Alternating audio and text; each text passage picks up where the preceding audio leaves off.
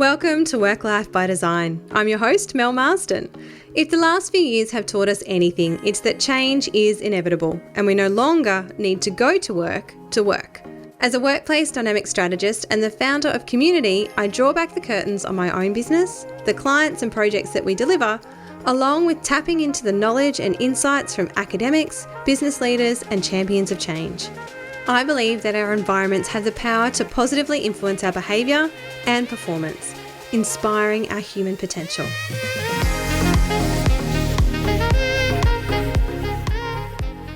Hello and welcome back to another episode of Work Life by Design. Now today I want to take another little dive into our theme for this season, which is all around fostering the creation of communities. And today I want to talk about the art of gathering with a bit of a placemaking perspective. So we know that places are spaces and places and destinations where people come to gather. And we want to make those gatherings a little bit more purposeful. Now, you might be familiar with the work of Priya and her book, The Art of Gathering. Now, in her book, she says that gatherings in our lives are often vague and unproductive. Now, I would argue that our workplaces are actually places for us to gather rather than places that we need to go to actually work. These are places where we want to come together. We want to create social connection. That is that essence of gathering. They are no longer places where we just go to actually work. So if we want people to actually come to our workplaces, then we need to be offering more of an experience. In episode 139, it's not about return to the office mandates, it's about fostering community. I shared with you a framework on how I have been starting to think about building communities in workplaces that I get to work with. And the first foundation of that was thinking about purpose, the values and the vision of the organization. What are we here to do? What's important to us? Where are we going? That is that foundational layer that we need to be understanding in order for us to build these next building blocks on top of it. The next one was around having social contracts. What is it that we do here? How do we interact? What are the rules of play? How do we engage? What does it look like for us to be coming together and working together in this organization? The next one was routines and rituals. What does it look like on a day-to-day, week-to-week, month-to-month, year-to-year basis in terms of how we actually come together, how we connect, and how we engage as a business? And the final tier to that framework was around placemaking. And that's what I want to dive into a little bit more because there is so much more to uncover and unpack when it comes to placemaking. Firstly, it is what I do. That's what I get paid to do. It's what I help support clients to do. It's what I'm passionate about. It's that art of placemaking. But I also believe that it has a very important role to play in fostering the creation of our communities. Our places are the container that facilitates, it enables, and it holds these communities within it. So we need to really unpack what it is that we need to be doing in these spaces and these places so that we can create them more effectively and more responsively to the activities that we actually want to be performing in these places. So if we want to think about the framework that I think applies to placemaking, it's a little bit similar to the building community one, but with a few other elements. Firstly, that foundational pillar is very, very similar. We need to understand the purpose of the organization, but we need to be taking it a little bit of a step further. We need to understand what is the purpose of our place? What is the role it is actually facilitating? Why are we wanting people to come here together? What activities, tasks, meetings, whatever it is that we want them to be doing, what is it that they're going to be doing in this space? So we need to be thinking about that as our first foundational level. The next one is around brand. Now, brand is really important because it's not about the logo or the PMS colors. Brand is about the experience that we want people to have when they do business with us. How do we want them to feel? So we're going to dive into that because it's really important. If we want to understand how to create a place that connects with people, we need to be very consciously thinking about how do we want them to feel when they are here. Now, the next layer of this is around behaviors. We need to understand and we need to be consciously thinking about what are the behaviors that we want to see people engaging in our place. What do we want them to be doing? How do we want them to be acting? How do we want them to be behaving? Because when we understand that behavior, then we can start to influence it. And that brings me to our final pillar in this framework. It's around the spatial tools. Now, I'm going to dig into spatial tools a little bit more in detail, but think about that in terms of what are the types of spaces that we are giving people to engage in the behaviors that we want them to engage in, to feel the way that we want them to feel, to use the space purposefully in the way that we wanted them to use it. You can see how these things are all very interconnected, and we need to understand, why do we want people to come to the office? And then lastly, what are we going to give them to help them behave and engage and communicate and work in the way that we want them to work, that is going to enable our business to achieve its outcomes, to achieve its purpose, to achieve its vision, its values, its goals. These are the building blocks to building an effective place for people to gather. So if we think about place as an anchor point, it is a central destination. It's a place that we want people to come to. We want them to gather here, and we want them to engage in a particular set of activities. Now, this is not a new concept. If we start thinking back and we look back over centuries, it's been true for our First Nations people. They've always had a place that they have given cultural significance that they travel to, and often they can travel long, long distances to arrive there, to engage in ceremony, to engage in ritual. These places have meaning. They had a purpose, and they were spaces that people would travel to participate. The same is true for religion. If we think about our churches or pilgrimages, these places were of cultural and symbolic significance to the values of those that gathered there. They were engaging in something that was of value to them. It contributed to their lives. And so then they would go to these places to be among others who believed in similar things that they believed. This is that law of attraction. We're bringing more and more people together that believe what we believe, but our place was this anchor point. It was this destination that we go to find these communities to be able to engage in these similar behaviors, these routines and rituals, these social contracts that we all had, because we had a common purpose. We have a common set of values, and our place was somewhere that we used to create that cohesiveness and that container to engage in these activities. But what we actually want to take a look at here is, how are these places actually facilitating these gatherings? What were those spatial tools that enabled these gatherings to occur purposefully? So in my book, The Next Workplace, I actually talk about the art of placemaking, and I refer to it as forming spaces that generate experiences and create fond memories. They're environments that establish a connection and make you want to experience more. So these are places that we feel connected to, engaged in, and we actually visibly want to actually participate and engage in these spaces. Now, whilst this term placemaking has actually received quite a bit of airtime of late, it is not a new concept. So if we go back to the 1960s, there's a gentleman called William H. White. He was an American sociologist, and he had this crazy idea that we should be designing our cities for people and not just for cars and shopping centres. Now, today, the company that White inspired is called Projects for Public Spaces, and they work really closely with people to create communities with placemaking activities, adhering to this motto, that it takes a place to create a community and a community to create a place. And I couldn't agree more. Without communities, our places are just devoid of humanity. They're empty spaces. They're buildings with no heart and with no soul. Our places, however, require carefully curated design and then activation to actually foster these senses of community. So we can build a building, but if we don't then activate it, we don't have a sense of how we want people to gather here, how we want people to come together, then we are creating nothing more than a shell. There is nothing happening in that. It takes a community to create a place and a place to create a community. These two things are intertwined and so heavily interconnected. So if we think about this in talking about the planning of our workplaces, there's a couple of ways that we need to approach this. And if we think about this in terms of that carefully curated design, there are 3 ways that I believe and that I use in the work that I do to help create this sense of place and this art of gathering. And they are firstly through flow, thinking about the way that we want people to move through a space, move through a building, the way that we want them to interact, what we want them to feel, what we want them to experience.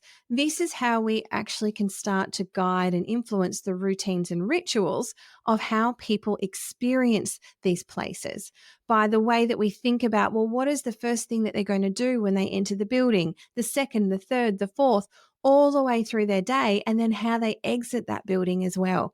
All of these little touch points are thinking about the flow of someone's experience through place and how we can then reinforce routine and ritual that we've predetermined, because this is what we do as an organization to build community, into the way that we can design the space. Enjoying the episode? I would love it if you would share this show with just one person who you think it would inspire. Just one. The more we can share the insights of what it takes to make work work, the closer we are to elevating everyone's experience of work. The second way that we do this is through zoning. We need to think about what are the tasks and activities that we want people to be engaging in, and how do we co-locate those to encourage similar and like-minded activities in one space? How do we think about noisy spaces that are encouraging collaboration, connectivity, communication, but then also supporting people who need to be doing more concentrated, quiet, individualized styles of work? We need to be very mindful in the way that we assemble our flow of space to consciously guide people to behave in a way that is appropriate in the various aspects of our space. So this is through zoning. And then the third way that we do this is through the spaces themselves. So we need to think about what is the type of furniture that we are putting in each of these particular zones.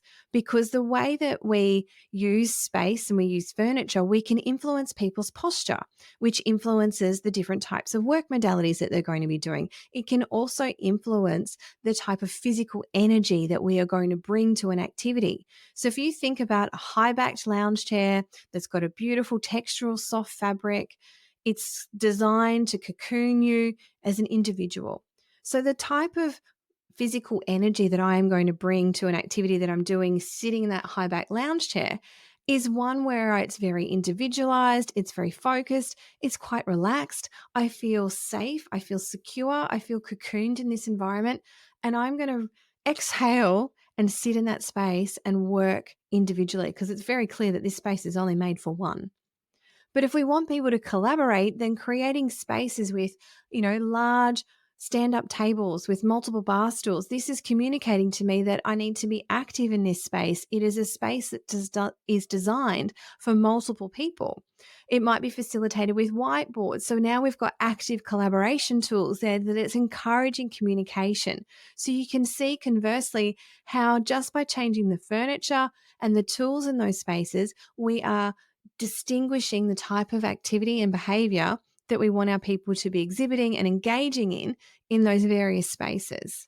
Now, all of this needs to be linked back to that brand, though.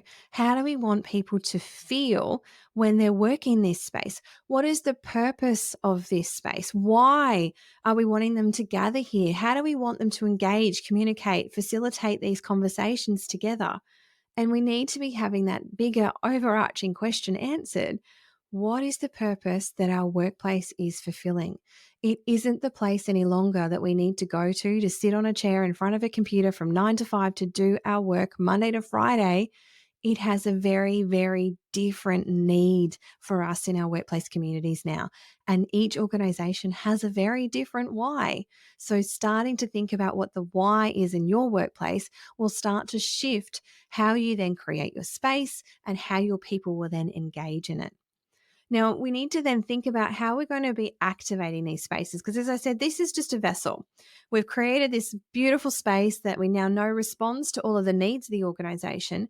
We then need to activate it. And this is where those social contracts and those routines and rituals start to come into play. Now, I spoke to this a lot more in episode 139, so jump back and tune into that one if you haven't. But what it's about is really understanding, what am I here to do? What's the expectation of me while I'm here?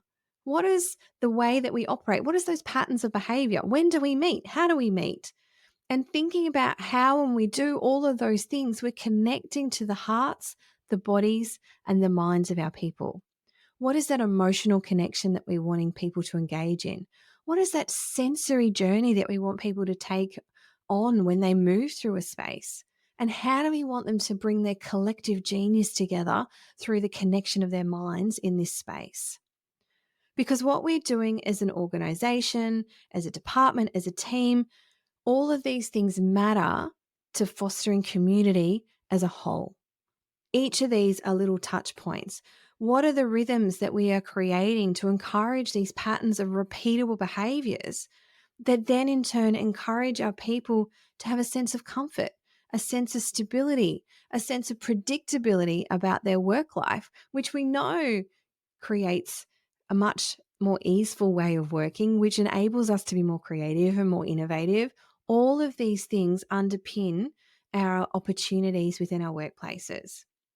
Now, I want to revert back and give you an example of this in practice. And I'm going to think back to the religion example again, because if you think about people who are going to church, they're going there because it's contributing to their lives. It's a way that they are able to connect with their faith and with things that are much bigger than them. It gives them that meaning, it gives them that sense of purpose. They get to connect and they get to build relationships with others that share their beliefs and their values. There's a set of expected practices and behaviors that they engage in and they participate in. These are those social contracts that we've been talking about. And lastly, there's a set agenda for how they gather. There is a repeatable formula for how they gather, and that's starting to think about their routines and rituals. Now, that is the fostering of the community from those basic principles. But then if we overlay that, we need to think about how this is actually facilitated by place. And if we look at the design of our churches, these are not done by accident. They are very, very deliberate. They are large, open, long, stately spaces with high ceilings. And these high ceilings invoke those feelings of possibility, of endless opportunity. The sky is the limit. It makes people feel abundant. And when we think about this, that's why it's called the cathedral effect. If we have high ceilings in our spaces, it gives people that feeling of possibility. And these same principles can all be applied to our workplaces. So, firstly, it's about purpose. Why are we gathering? What value are these places contributing to the lives of those that we're asking to come and gather with us? Secondly, it's about brand. How do we want people to feel when they gather with us? What connection and what emotion do we want to invoke? Thirdly, it's about behaviors. In what ways do we want them to gather? What practices, what behaviors do we want them to be partaking in? And finally, it's about the spatial tools. What spatial tools do we need to be providing to enable our people to purposefully gather, to encourage them to participate in the practices, the activities, the behaviors that we want them to do when they are in these places? What is going to move our organizations forward? How do we enable that through the places that we create? So if we are taking this really human-centered approach to creating our workplaces, rather than trying to figure out how many desks we need and how many more meeting rooms we're going to need, we're going to be far more likely to create places where people want to be. And this in turn is going to be fostering the creation of that community, those places where people connect. And if we embrace the Project for Public Spaces motto, it takes a place to create a community and a community to create a place. So I want you to think about that. How is your workplace creating that sense of community? How is it becoming that central destination that's encouraging people and it's magnetizing them? They want to come in and they want to be part of it. So if you're starting to think about how you could learn more to do what you need to do in your workplace, you can grab a copy of my book, The Next Workplace, or you can come and join us in the next Workplace Dynamics Blueprint program. The doors are going to be opening for that very shortly. So building on the book and the resources that are in there, This is where I take you deep into how we actually apply all of that science and that knowledge to unpack and unlock the data that exists in your workstation so you can start to create an environment that inspires the human potential of your people. So the doors of that one are opening very soon. So you can jump over and join the wait list there. I've got some great bonuses coming up for those that are joining me off the wait list. So the link will be there in the show notes for that one. Or if you're just at the point where you're like, I just need help, we just need to get on with this, book a call with me. There's a link in the show notes. I'm more than happy to have a chat, see what we can do to help you out and support you on this really exciting but extremely important journey. Most organizations only get this opportunity once in every 10 years at the re signing of a lease. Make sure you make it count because it can transform everything about your organization and your culture. So that's it for this week. Thanks so much for joining me. Like I said, any of those resources are going to be down there in the show notes. Drop me a line, join the waitlist, grab a copy of the book. But until next week, I look forward to chatting with you then.